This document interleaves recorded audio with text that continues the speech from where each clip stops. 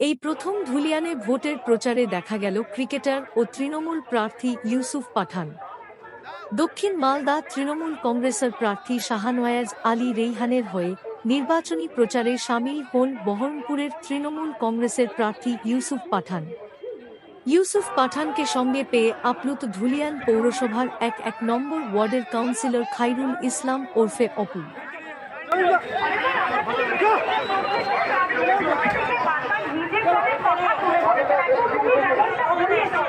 বিপুল সাড়া পাচ্ছি তৃণমূলের এখানে ধুলিয়ান পৌরসভার মধ্যে বিপুল জয় আমরা পাবো।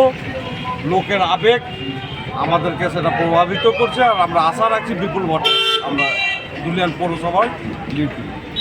11 নম্বর ওয়ার্ডে কি লিড হবে? 11 নম্বর অবশ্যই তৃণমূল লিড হবে। তৃণমূল ছাড়া অন্য কিছু এখানে নেই। আমাদের আর যে উন্নয়নগুলো আছে, আমাদের প্রার্থীকে দিয়ে আমাদের জলের যে আমরা সমস্যা, সে সমস্যায় পারমিশন নিয়ে আসার আমরা ওনাকে আগেও জানিয়েছি যে তারপর আমাদের মূল লক্ষ্য থাকে এটাই, জলের সমস্যা দূর করা।